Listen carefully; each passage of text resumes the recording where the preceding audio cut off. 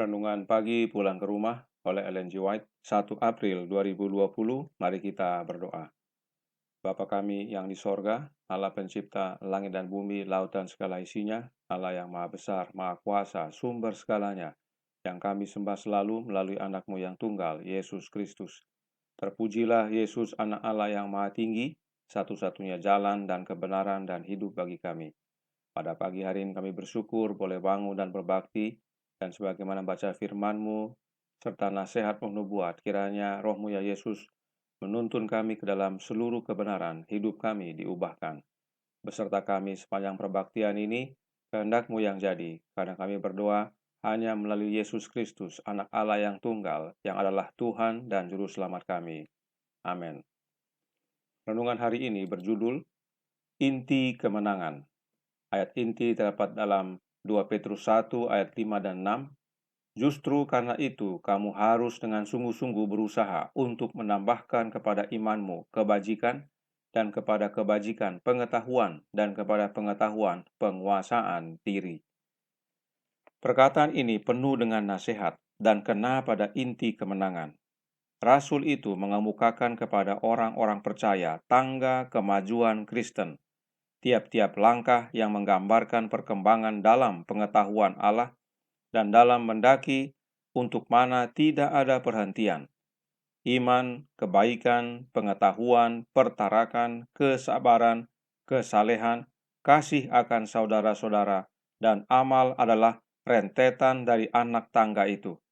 Sebagai orang yang telah diselamatkan, kita menempuh lingkaran demi lingkaran, mendaki langkah demi langkah kepada ketinggian cita-cita Kristus bagi kita. Dengan demikian ia dijadikan bagi kita akal budi dan kebenaran dan penyucian dan penebusan.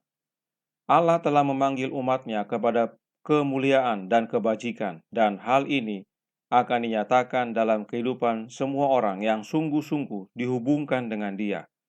Sesudah mengambil bagian dari pemberian surga, mereka harus maju kepada kesempurnaan, dipelihara dalam kekuatan Allah karena imanmu. 1 Petrus 1 ayat 5. Adalah kemuliaan Allah untuk memberikan kebajikannya kepada anak-anaknya. Ia ingin untuk melihat pria dan wanita mencapai ukuran yang paling tinggi. Dan bila oleh iman mereka berpegang pada kuasa Kristus, bila mereka memohon janji-janjinya yang tidak pernah akan gagal, dan menuntut mereka sebagai miliknya sendiri, bila dengan sangat mendesak, yang tidak pernah disangkal oleh mereka mencari kuasa Roh Kudus, mereka akan dijadikan sempurna di dalam Dia. Setelah menerima iman Injil, pekerjaan yang berikutnya dari orang percaya ialah untuk menambah kepada tabiatnya kebajikan, dan dengan demikian menyucikan hati dan menyediakan pikiran untuk menerima pengetahuan Allah. Pengetahuan ini adalah dasar dari segala pendidikan yang benar dan dari pelayanan yang benar. Itu adalah usaha penjagaan terhadap penggodaan, dan hanya ini sajalah yang dapat menjadikan satu seperti Allah dalam tabiat. Oleh pengetahuan akan Allah dan anaknya, Yesus Kristus, diberikan kepada orang percaya segala sesuatu yang berguna untuk hidup yang saleh oleh pengenalan kita akan Dia. Tidak ada pemberian yang baik yang ditahan daripadanya yang sungguh-sungguh mengingini kebenaran Allah. Tidak perlu seorang pun gagal untuk mencapai kesempurnaan tabiat Kristen. Oleh pengorbanan Kristus, persediaan diadakan untuk orang percaya menerima segala perkara mengenai kehidupan dan kesalehan. Saudaraku dalam Tuhan, tema besar bulan April adalah menang dalam Kristus, victory in Christ. Dan sesuai penjelasan renungan hari ini, kemenangan ada tahap-tahapnya yang digambarkan dengan tangga Kristen, sebagaimana yang dinyatakan dalam ayat inti hari ini. Penyair White menasihatkan tentang menaiki tangga Kristen tersebut dalam Kisah Para Rasul halaman 450 paragraf 1 yang berkata, ada orang yang berusaha menaiki anak tangga kemajuan Kristen, tetapi sementara mereka maju, mereka mulai menempatkan pengharapan mereka dalam kuasa manusia, dan segera tidak melihat Yesus yang memimpin kita dalam iman. Akibatnya, kegagalan, kehilangan segala perkara yang harus didapat. Dalam menaiki tangga Kristen ini, pandangan kita harus selalu pada Kristus, sebab Dialah yang memimpin kita dalam iman. Jika Yesus pemimpin kita, maka kita pengikutnya. Itu sebabnya kita disebut Kristen. Begitu pandangan kita beralih dari Kristus, maka kita akan gagal. Apakah ada cara si jahat supaya pandangan kita beralih dari Kristus? Ya, sudah pasti. Sebelum kita lihat caranya, mari kita lihat apa yang kita perlukan untuk dapat menaiki tangga Kristen yang membawa kita kepada kemenangan. Renungan hari ini ada menyebutkan tentang kuasa Kristus atau the power of Christ. Pulang ke rumah halaman 104, paragraf 2. Kita baca, ia ingin untuk melihat pria dan wanita mencapai ukuran yang paling tinggi, dan bila oleh iman mereka berpegang pada kuasa Kristus, the power of Christ, bila mereka memohon janji-janjinya yang tidak pernah akan gagal dan menuntut mereka sebagai miliknya sendiri, bila dengan sangat mendesak yang tidak pernah disangkal oleh mereka yang mencari kuasa Roh Kudus, mereka akan jadikan sempurna di dalam Dia. Apakah kuasa Kristus yang menolong kita mencapai ukuran yang paling tinggi ini? Apakah kuasa Roh Kudus yang menjadikan kita sempurna di dalam Kristus? Pertama, kita lihat apa yang bisa dikerjakan oleh kuasa Kristus itu. Counsels on Diet and Foods, halaman 37, paragraf 3, berkata, kuasa Kristus sendiri, the power of Christ alone, yang dapat melakukan transformasi dalam hati dan pikiran yang harus dialami semua orang yang akan mengambil bagian bersamanya dalam kehidupan baru di kerajaan sorga. Kuasa Kristus sendiri yang mengubahkan hati dan pikiran, inilah yang dapat dikerjakan oleh kuasa Kristus itu. Kemudian kita baca yang berikut ini dari Reflecting Christ, halaman 275, paragraf 5, yang menyatakan, ketika seseorang berpaling dari ketidaksempurnaan manusia untuk memandang Yesus, suatu transformasi ilahi terjadi dalam karakter. Roh Kristus yang bekerja di hati menyesuaikannya dengan gambarnya.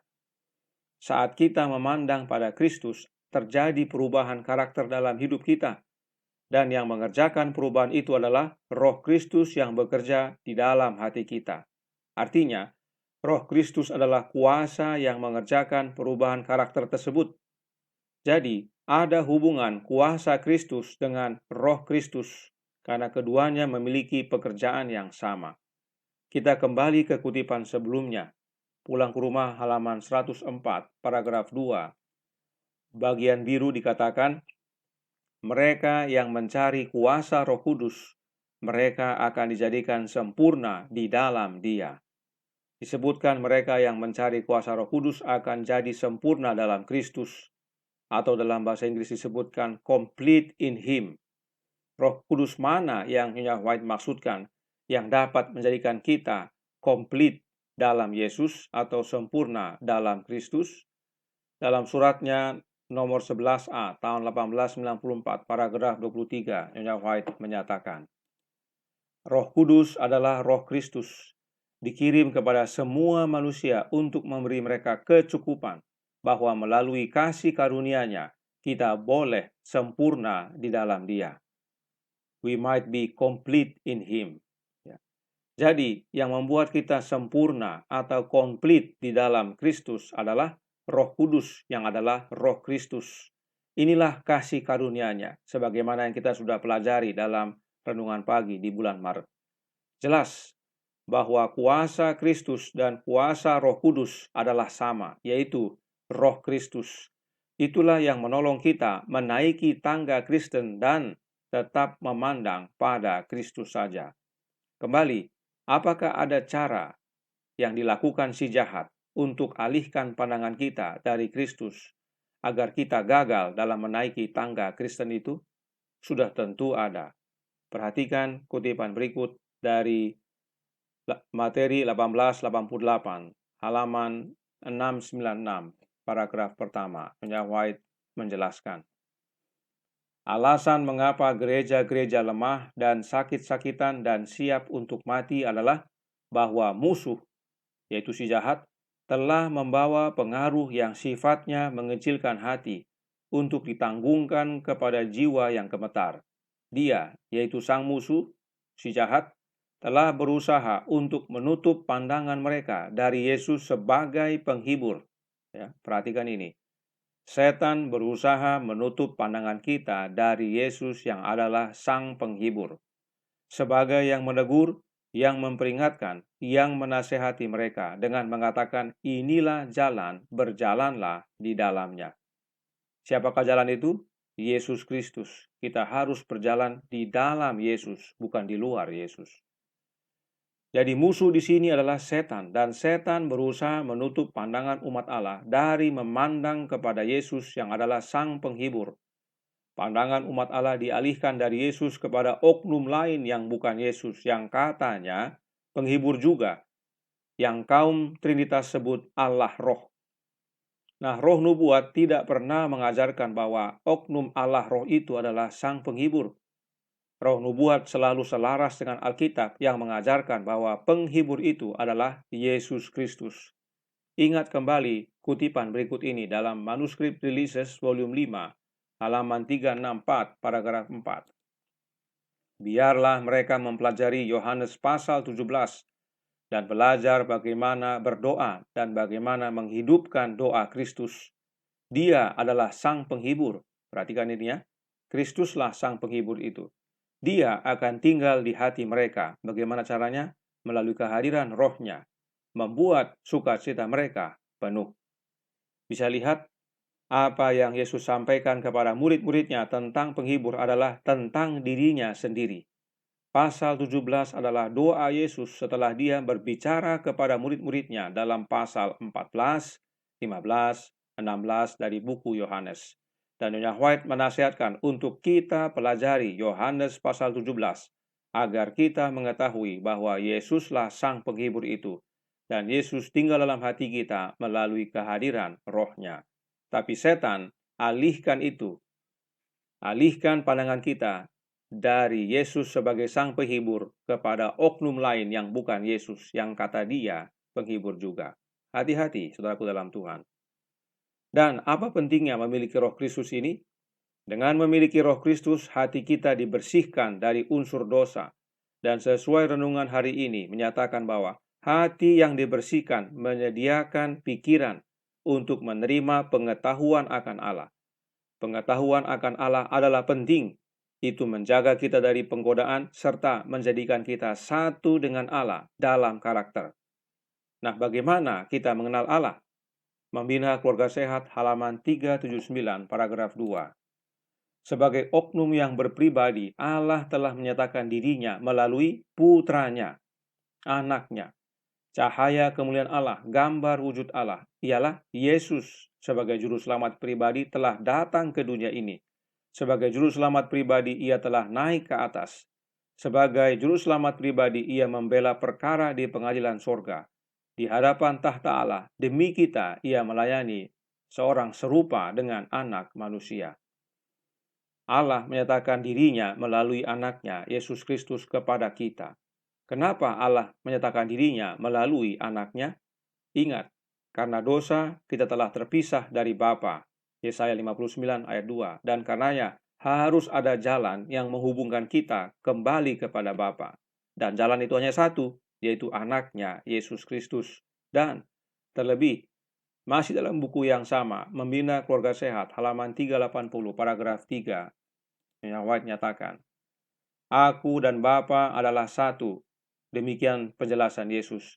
Tidak seorang pun mengenal anak kecuali Bapa, dan tidak seorang pun mengenal Bapa selain anak, dan orang yang kepadanya anak itu berkenan menyatakannya.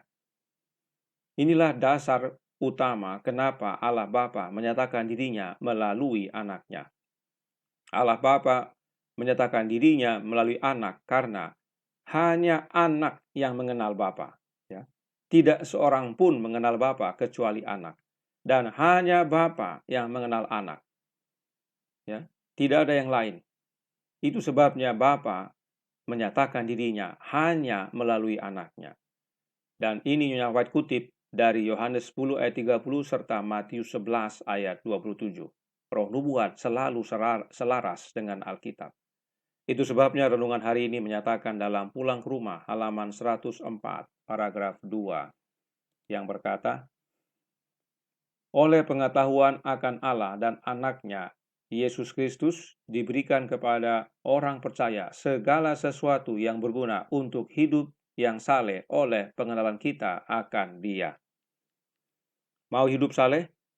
Miliki pengetahuan akan Allah dan anaknya Yesus Kristus. Apa pentingnya? Sebab mengenal Allah yaitu Bapa dan anaknya yaitu Yesus Kristus adalah hidup yang kekal. Yohanes 17 ayat 3. Dan kita tidak mungkin menerima hidup yang kekal jika dan kita tidak mungkin menerima hidup yang kekal jika tidak memiliki kesempurnaan Kristus. Ya. Kita bisa memiliki hidup yang kekal jika kita memiliki kesempurnaan Kristus atau hidup saleh. Inilah inti kemenangan itu, yaitu melalui Kristus kita menerima hidup kekal. Dan oleh itu, ada tahap-tahapnya yang digambarkan dengan tangga Kristus. Dan saat menaikinya, pandangan kita harus pada Kristus dan dimampukan dengan kuasa Kristus, the power of Christ, yaitu rohnya yang kudus, roh Kristus. Tuhan memberkati, saya bawa dalam nama Yesus. Amin. Mari kita berdoa. Bapa kami yang di sorga, Allah pencipta langit dan bumi, laut dan segala isinya, Allah yang maha besar, maha kuasa, sumber segalanya, yang kami sembah selalu melalui anakmu yang tunggal, Yesus Kristus.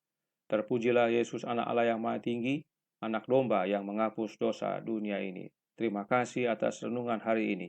Inti kemenangan adalah hanya dengan memiliki Kristus dalam hidup ini, melalui tinggalnya rohnya yang kudus dalam hati kami, roh Kristus. Karena itulah yang membersihkan hati kami, itulah yang menguatkan kami untuk mampu menaiki tangga.